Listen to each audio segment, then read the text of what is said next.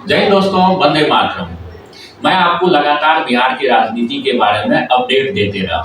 ये सिर्फ बिहार की नहीं, जहां भी इलेक्शन होता है मैं हमेशा वहां पे कैंपेन करके या वहां के राजनीतिक विशेषज्ञों से बात करके आपको हमेशा अपडेट देते रहता हूँ। सेम अभी मैं बिहार में ही मौजूद हूँ और बिहार के कुछ डिस्ट्रिक्ट जैसे भागलपुर, बेगूसराय, बांका, मुंगेर, पूर्णिया, कटिहार, ये सब जगह मैं लगातार घूम रहा हूँ और कुछ एंगल मुझे बीजेपी का समझ में आ रहा है जो कि करना चाह रहा था बीजेपी, लेकिन अब लगता है नहीं कर पाएगा। क्यों? थोड़ा डर का माहौल बीजेपी और नीतीश कुमार के लिए बनते जा रहा है बिहार के अंदर। अब आप बोलोगे कि है क्या आखिर ये चीज?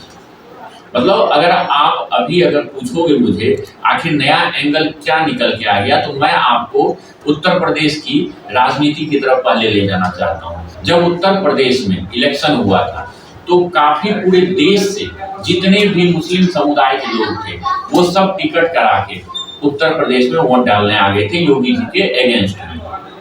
फिर भी योगी जी का बहुमत से सरकार बन गया था। सेम कहानी बिहार में तो नहीं हो रहा है, लेकिन इसी से मिलता जुलता कहानी हो रहा है।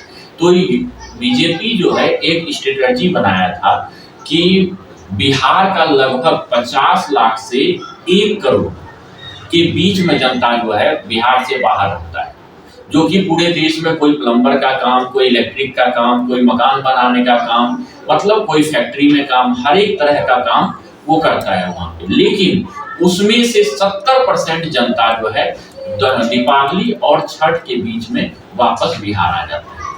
तो अभी बीजेपी ये सोच रहा था, क्योंकि केंद्र में भी बीजेपी है और बिहार में भी बीजेपी है, बीजेपी यह चाह रहा था कि छठ के समय में इलेक्शन कराया जाए, जिससे कि 60 से 70 लाख जनता जो आएगा वापस, वो वोट उनका पूरा का पूरा बीजेपी को ही जाएगा, क्योंकि बीजेपी उनके लिए काफी ट्रेनें चला देगा, सुविधा बहुत ज्यादा आने में दे देगा, और यहाँ तक कि लोकल नेता के द्वारा जो है कुछ पैसा देके, टिकट देके, हो सकता है बहुत सारे प्रदेशों में ऐसा किया जाता है, उनको बुला सकता था।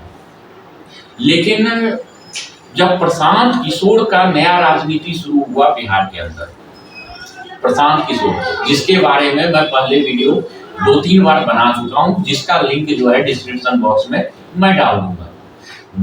प्रशांत किशोर जो है, उनका कहना है कि मंत्री पद या मुख्यमंत्री पद का लोभ मुझे नहीं है, और एक तरह से वो सही भी बोल रहा है, क्योंकि 12 मुख्यमंत्री देश के अंदर उसने बना चुका है अपने रणनीति से। पहले क्या होता था, कोई भी मुख्यमंत्री या किसी पार्टी को ऐसा लगता था कि मैं हार जाऊंगा इस प्रदेश से, तो वो प्रशांत किशोर के पास जाता था और उनके रणनीति पे काम करके अपनी सरकार बनाता। वो चाहता तो उनसे कोई भी मंत्री पद ले सकता था, लेकिन लिया नहीं।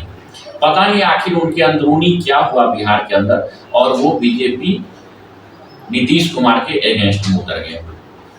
तो वहां पे प्रशांत किशोर जो अपना कैंपेन कर रहा है बिहार के अंदर, उसमें इतना ज्यादा जनता उमड़ के आ रहा है, वहां पे अब बीजेपी को लगने लगा है कि अगर मैं छठ पूजा के टाइम पे अपने भरोसे पूरे जनता को बुलाऊं और उस टाइम पे इलेक्शन कराऊं, तो कहीं पूरे जनता जो है बाहर पूरे भारत में जो फैला हुआ है, प्रशांत किशोर को आके वोट ना करे। अगर 60 लाख से 70 लाख जनता प्रशांत किशोर को वोट करता है, तो भारत के जितना वोटिंग होता है, बिहार में जितना वोटिंग होता है, उसका लगभग 6% जो है वो प्रशांत किशोर को तो ऐसे ही चला जाएगा। क्यों?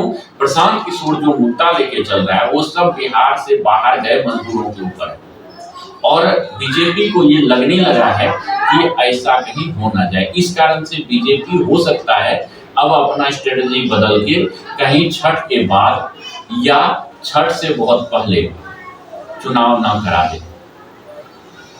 अगर ऐसा होता है तो भी लॉस जो है बीजेपी और नीतीश कुमार को ही लगने वाला है।